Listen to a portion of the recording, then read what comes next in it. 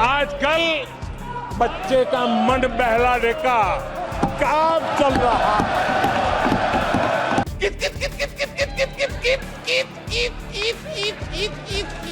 जब ये बालक बुद्धि पूरी तरह सवार हो जाती है तो सदन के अंदर बैठ करके आंखें मारते हैं, आंखें मारते हैं। खेल तो बहुत सा खेल है सर, चूकी भी खेल है। विपक्ष में ही बैठो और तर्क खत्म हो जाए तो चीखते रहो, चिल्लाते रहो। माननीय प्रतिपक्ष के नेता, ये शोभा नहीं देता आपको। आपसे ज्यादा स्मार्ट इधर कोई नहीं है, कोई जेंटलमैन नहीं है। वही जो राम रची राखा। बेशर्मी के साथ संविधान सर पे रख करके नाचने वाले लोग, तुमसे नहीं हो पाएगा,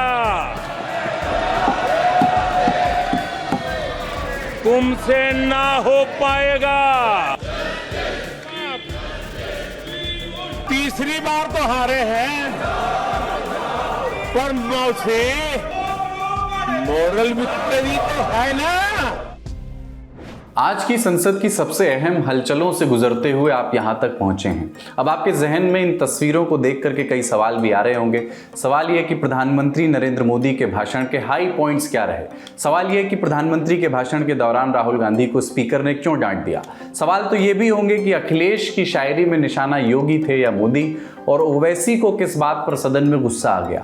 ममता बनर्जी की पार्टी के सांसद लोकसभा में अपने भाषण में ऐसा क्या बोल गए कि सुबह से सोशल मीडिया पर छाए रहे।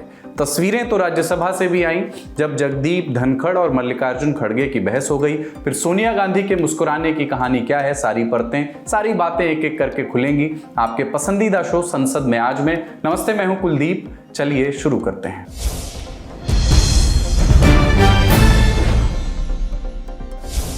लोकसभा की कार्यवाही सुबह 11 बजे शुरू हुई।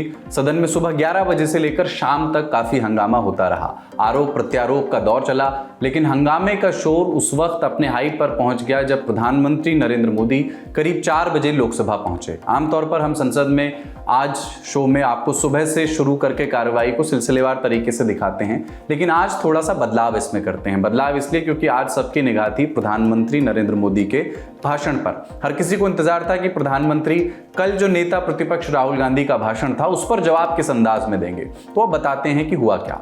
विपक्ष ने पहले चुनाव में, फिर सदन में संविधान के बहाने बीजेपी को सबसे ज्यादा घेरा, और जब प्रधानमंत्री मोदी की बारी आई तो उन्होंने भी उसी संविधान का सहारा लेकर कांग्रेस को चुन चुनकर कई मुद्दों पर घेरा और उनके जवाब दिए। आर्टिकल 370 इसकी पूजा करने के वाले लोगों ने वोट बैंक की राजनीति का हथियार बनाने वालों ने 370 को उसने जम्मू कश्मीर का जो हालात कर दिए थे, वहां के लोगों के अधिकार छीन लिए थे। भारत का संविधान जम्मू की कश्मीर की सीमा में प्रवेश नहीं कर सकता था, और यहां संविधान सर पे रख करके नाचने वाले लोग संविधान को जम्मू कश्मीर में लागू करने का हौसला नहीं रखते, बाबा साहब अम्बेडकर का अपमान किया करते। अच्छा होता कांग्रेस अपनी हार स्वीकार करती, जनता जनार्दन के आदेश को सर आंखों पर चढ़ाती, आत्ममंथन करती, लेकिन ये तो कुछ शीर्षासन करने में लगे हुए हैं।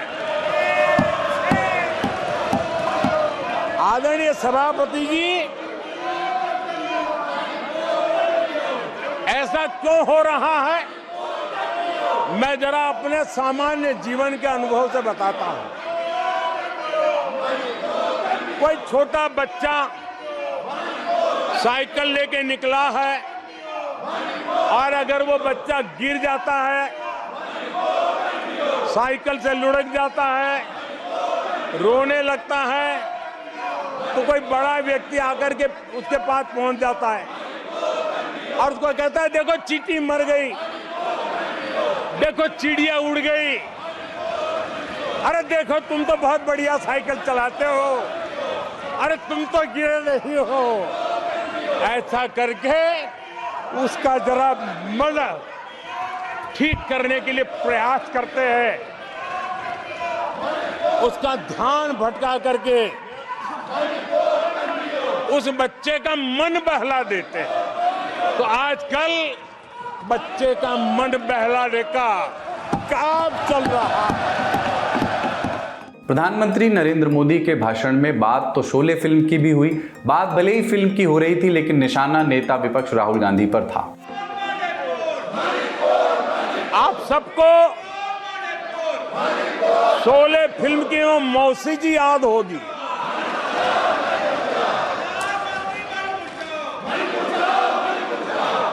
तीसरी बार तो हारे हैं, पर मौसी ये बात तो सही है, तीसरी बार ही तो हारे हैं, पर मौसी मोरल विक्ट्री तो है ना। आदरणीय सभापति जी,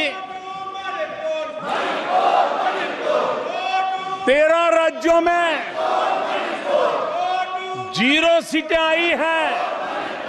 अरे मौसी, 13 राज्यों में 0 सीटें आई हैं, पर हीरो तो है ना।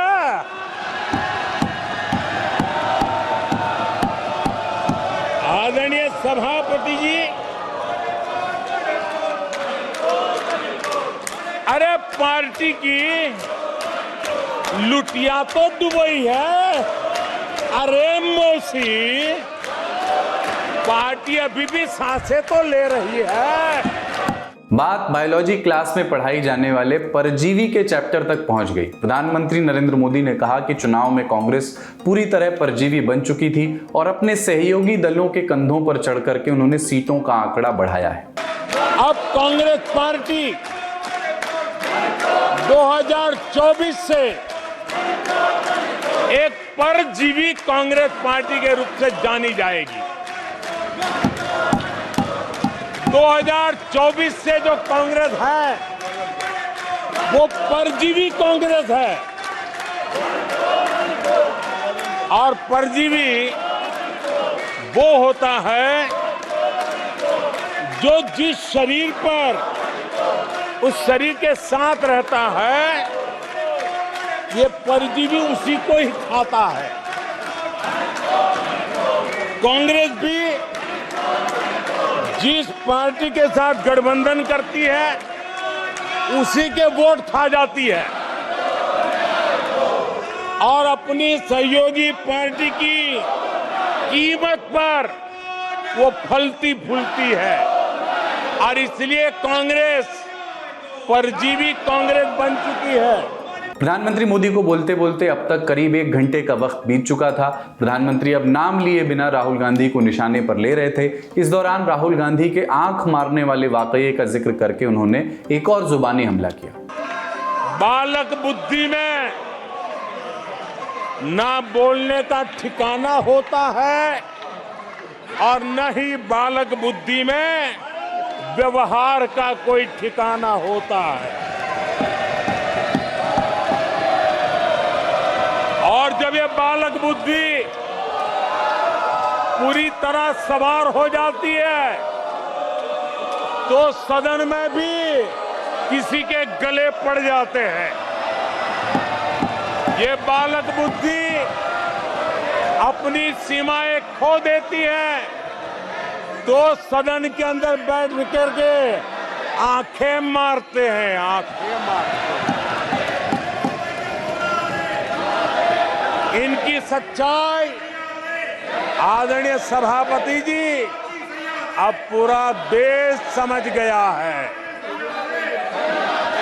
इसलिए आज देश इनसे कह रहा है, तुमसे नहीं हो पाएगा, तुमसे ना हो पाएगा। प्रधानमंत्री नरेंद्र मोदी सिर्फ राहुल गांधी पर ही नहीं रुके, यूपी के 2 लड़कों की जोड़ी में शामिल अखिलेश यादव भी उनके निशाने पर थे। दोपहर में जिस तरह अखिलेश यादव ने चौपाई के जरिए बीजेपी को घेरा था, ठीक उसी अंदाज में प्रधानमंत्री नरेंद्र मोदी ने भी अखिलेश यादव को निशाने पर लिया। आदरणीय अध्यक्ष जी, तुलसीदास जी कह गए हैं, अखिलेश जी, तुलसीदास जी कह गए हैं, जूठई लेना जूठई देना, जूठई भोजन जूठई चबेना। तुलसीदास जी ने कहा है, जूठई लेना जूठई देना, जूठई भोजन जूठई चबेना। कांग्रेस ने झूठ को राजनीति का हथियार बनाया। कांग्रेस के मुंह झूठ लग गया है। जैसे वो आदमखोर एनिमल होता है ना, जिसको लहू मुंह पे लग जाता है, वैसे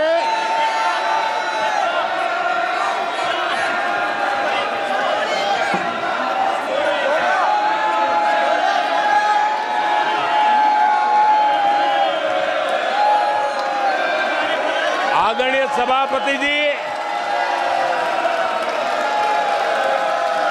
कांग्रेस के मुंह झूठ का खून लग गया है।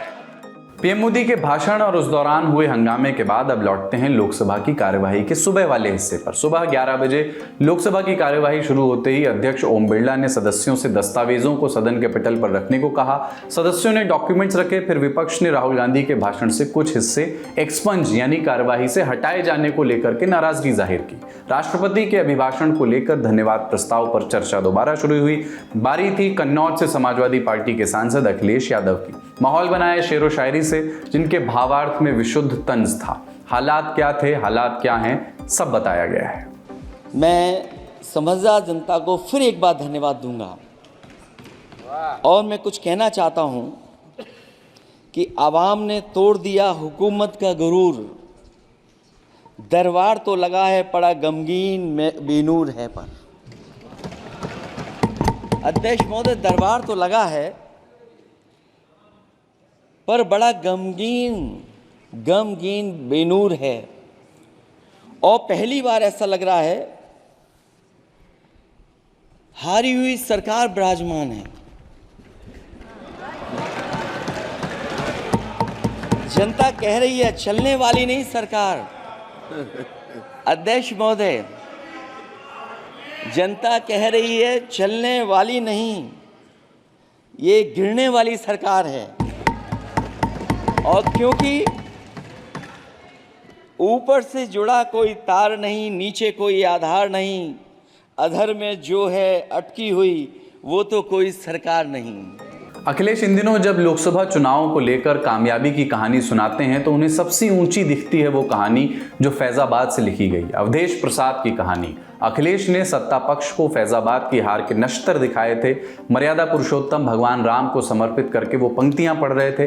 अवधेश प्रसाद खड़े हो गए, लेकिन अखिलेश ने उन्हें बैठा दिया। अब एक पुराना नश्तर खोज करके निकाला गया जो उत्तर प्रदेश विधानसभा में कभी गूंजा था। अवधेश प्रसाद अखिलेश की ओर देखते हुए बोले, ये तो योगी जी के लिए है ना। एक जीत और अध्यक्ष महोदय हुई है। मैं जानता हूं सत्ता पक्ष बैठे वाले लोग समझ गए होंगे। अयोध्या की जीत भारत के परिपक्व मतदाता की लोकतांत्रिक समझ की जीत है। और हम तो अध्यक्ष महोदय यही सुनते आए हैं, होए वही जो राम रची राखा, ये है उसका फैसला। अध्यक्ष महोदय, होई वही जो राम रची राखा, ये है उसका फैसला। जिसकी लाठी में नहीं होती आवाज, जो करते थे किसी को लाने का दावा, वो हैं खुद किसी के सहारे के लाचार।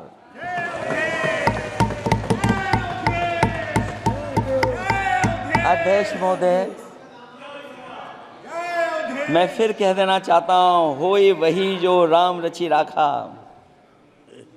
यह है उसका फैसला जिसकी लाठी में नहीं होती आवाज़। जो करते थे किसी को लाने का दावा, वो हैं खुद किसी के सहारे के लाचार। हम अयोध्या से लाए हैं उनके प्रेम का पैगाम। हम अयोध्या से लाए हैं उनके प्रेम का पैगाम, जो सच्चे मन से करते हैं सबका कल्याण। सदियों में जन जन गाता है जिनके गान, अभय दान देती जिनकी मंद मंद मुस्कान, मानवता के लिए उठता जिनका तीर कमान। अध्यक्ष महोदय, जो असत्य पर सत्य की जीत का है नाम, उफनती नदी पर जो बांधे मर्यादा के बांध, वो है अवध के राजा पुरुषोत्तम प्रभु राम। हम अयोध्या से लाए हैं उनके प्रेम का पैगाम।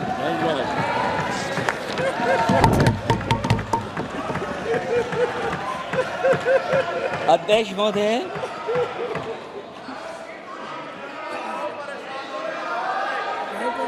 महोदय, कुछ बातें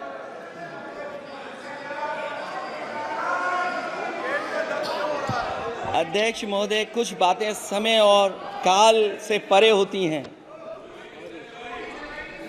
इसलिए आज यहाँ उत्तर प्रदेश के सदन में पढ़ा गया एक शेर याद आ गया, जो तब सही था अब और सही साबित हो रहा है। इजाज़त हो अध्यक्ष जी तो मैं अर्ज करूं। हजूरे आला आज तक खामोश बैठे इसी गम में। हजूरे आला आज तक खामोश बैठे हैं इसी गम में। महफिल लूट ले गया कोई जबकि सजाई हमने। योगी जी के लिए पश्चिम बंगाल के श्रीरामपुर से ऑल इंडिया तृणमूल कांग्रेस के सांसद कल्याण बनर्जी ने भी बीजेपी के 400 पार वाले नारे को लेकर के सदन में तंज कसा। इस दौरान उन्होंने कुछ ऐसा कहा कि पीछे बैठी हुई महुआ मोइत्रा समेत अन्य सांसद हंसने लगे। अब की बार 400 पार बोला था, खेल शुरू हो गया था सर। खेला हो शुरू हुआ ना, खेल तो बहुत सा खेल है सर। चू कित कित भी खेल है, चू कित कित में चू धरा 400 में कित कित कित कित कित कित कित कित कित कित कित कित कित कित कित कित कितना हुआ 240। वो गेम में भी हारा गया। इधर सर आपको, हम तो आपको ही देख रहे हैं, हम किसी को नहीं देख रहे। एक बार देखने से साइड से आपको ही देख सर। हम इसलिए आपको, आपसे ज्यादा स्मार्ट इधर कोई नहीं है, कोई जेंटलमैन नहीं है जो उनको छोड़ के आपको देखेंगे। गुड एक्टर्स भी आया लेकिन उनको नहीं देखता है, आपको ही देखता है सर। आपको सिर्फ आप ही है, आप अंदर में। हैदराबाद से ऑल इंडिया मजलिस-ए इत्तेहादुल मुस्लिमीन के सांसद असदुद्दीन ओवैसी की बारी थी। उन्होंने कई लोगों को निशाने पर लिया और बात एक शेर से शुरू की। असदुद्दीन ओवैसी ने कहा कि मुसलमान का ना तो कभी वोट बैंक था और ना ही रहेगा। इसके साथ ही उन्होंने मध्य प्रदेश और हिमाचल प्रदेश का जिक्र छेड़ा। हंगामा शुरू हो गया कि उसूल बेचकर मसनद खरीदने वालों, निगाह अहले वफा में बहुत हक़ीर हो तुम। वतन का पास तुम्हें था ना होगा कभी, कि अपने हिर्स के बंदे हो, बेज़मीर हो तुम। इज़्ज़त नफ्स किसी शख्स की महफूज नहीं, अब तो अपने ही निगहबानों से डर लगता है। डंके की चोट पे जालिम को बुरा कहता हूँ, मुझे सूली से न जिंदानों से डर लगता है। मोहतरम चेयरमैन साहब, मैं आज इन लोगों की तरफ से बोल रहा हूँ जो दिखते तो हैं, जिनके बारे में बात तो होती है मगर उनकी कोई नहीं सुनता। मैं उनके बारे में बोल रहा हूँ जिनके बारे में वज़ीर आज़म मोदी ने कहा था कि घुसपैठी है। मैं उन बेटियों और माओं के बारे में कह रहा हूं जिनके बारे में मोदी ने कहा कि ज़्यादा बच्चे पैदा करते। मैं उन मासूम नौजवानों के बारे में कह रहा हूं जिनको मॉब लिंचिंग के ज़रिए मारा जा रहा है। मैं उन बेज़ुबान माँ और बाप के बारे में बोल रहा हूं जिनकी औलाद आज इस हुकूमत के गलत कानून के चक्कर में जेलों में सड़ रहे हैं। मैं संविधान से जो मोहब्बत के दावे करते हैं उनसे कहूंगा कि कभी उठाकर पढ़ो कॉन्स्टिट्यूंट असेंबली डिबेट्स में कि नेहरू ने, एच.सी. मुखर्जी ने, सरदार हुकुम सिंह ने माइनॉरिटीज के बारे में क्या कहा था। सर, वतन अजीज का मुस्तकबिल कैसा होगा जब बीजेपी मुझे गायब करना चाहती है और दीगर हिज़्ब इख्तलाफ की पार्टियां के लिए मेरा वजूद सिर्फ वोट डालना और अपनी खबर में जाकर सो जाना है। इसीलिए आप देखते हैं कि ये समाजी इंसाफ है सर कि 4% मुसलमान जीत कर आते हैं। सर, इस ऐवान में ओबीसी समाज के एमपी अब अपर कास्ट के एमपी के बराबर हो चुके हैं। ओबीसी समाज के एमपी अब अपर कास्ट एमपी के बराबर हो चुके हैं और 14% मुसलमान सिर्फ 4% जीत कर आते हैं। CSDS का डेटा ये बताता है कि इस मुल्क में जो वोट बैंक है, जो एक मुश्त वोट डालता है, वो अपर कास्ट का है। मुसलमान का कभी ना वोट बैंक था ना कभी रहेगा। सर, 4 जून के बाद 6 मुसलमानों की मॉब लिंचिंग हुई। 11 घरों को मध्य प्रदेश में मोदी के बुलडोजर ने निस्तो नाबूद कर दिया। हिमाचल प्रदेश में एक मुसलमान की एक दुकान को लूट लिया गया और हिज़्ब इख्तलाफ की पार्टियों की तरफ से सन्नाटा है। शायद अब वक्त आ चुका है कि लफ्ज़ मुसलमान का नाम लेना भी अब उस पर पाबंदी आयद कर दी जाएगी। दोपहर 3:25 के आसपास अखिलेश यादव की टीम से अवधेश प्रसाद ने मोर्चा संभाला। वही अवधेश प्रसाद जिन्होंने अयोध्या जीतकर, फैजाबाद जीतकर पूरे विपक्ष को सरकार को घेरने के लिए एक अहम हथियार दे दिया है। वही अवधेश प्रसाद जिनसे राहुल ने अयोध्या जीत का मैथमेटिक्स समझा है।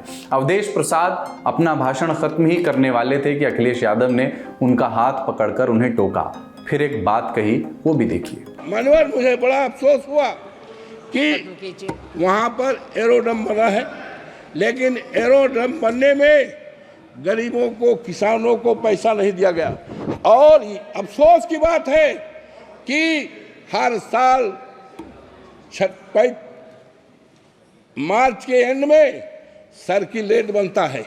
सर्किलेट के द्वारा जमीनों का मूल्य का निर्धारण होता है, लेकिन अफसोस के साथ कहना पड़ता है हमारे उत्तर प्रदेश के हर जिलों में सर्किलेट बना है, लेकिन आज 7 साल हो गया है फैजाबाद के, अयोध्या के किसानों की जमीनों के लिए सर्किलेट न बनने के कारण उनकी जमीनों को कौड़ियों के दाम पर बाहरी लोगों को बसाने का काम किया है। अब राज्यसभा का रुख करते हैं। राज्यसभा की कार्यवाही सुबह 11 बजे शुरू हुई। सदन में राष्ट्रपति के अभिभाषण पर धन्यवाद प्रस्ताव शुरू हुआ। कांग्रेस से राज्यसभा सांसद प्रमोद तिवारी उस समय बोल रहे थे। उन्होंने मोदी सरकार पर एक एक करके कई हमले किए। इस दौरान जब सत्ता पक्ष की ओर से आवाज तेज हुई तो सभापति जगदीप धनखड़ ने नाराजगी जाहिर की। प्रमोद तिवारी ने पेट्रोल की कीमतों पर एक बयान दिया था। इसको लेकर जगदीप धनखड़ ने असहमति जताई। दरअसल उनका यह कहना था कि यह संसदीय नहीं है। सभापति की बातों पर जयराम रमेश उठ खड़े हुए। बात मल्लिकार्जुन खड़गे तक पहुंची और फिर एक मौका आया कि सामने बैठी सोनिया गांधी हंसने लगी।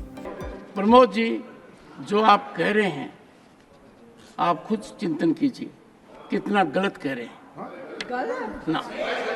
दोस्तों, this will not go on record. If you have proof, if you have fact, the senior leadership is here. I think you should replace. One second, Jairam Ramesh. You are so intelligent, so gifted, so talented. You should immediately come and take seat in place of Mr. Khadge. Because by and large you are doing his job. Sir, मेरा time का ध्यान रखिएगा, मेरे time का। खड़गे जी, आप सोचिए।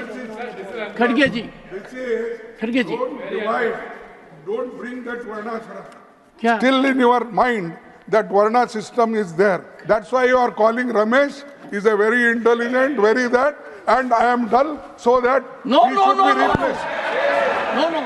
सदन में मल्लिकार्जुन खड़गे के इस कमेंट के साथ सभापति जगदीप धनखड़ नाराज हो गए। बहस शुरू हुई कि धनखड़ ने खड़गे से साफ कह दिया कि मैं उस स्तर पर आना नहीं चाहता। मेरे को बनाने वाले यहाँ बैठे हैं, श्रीमती सोनिया गांधी जी। ना रमेश बना सकता है, ना आप बना सकते हैं, जनता ने मुझे बनाया। खड़गे जी, मैं उस स्तर पर नहीं आना चाहता। मेरी बात को ध्यान से सुनिए। मेरी बात को ध्यान से सुनिए। नहीं, सुनिए। नहीं, बैठिए। You cannot every time run down the chair.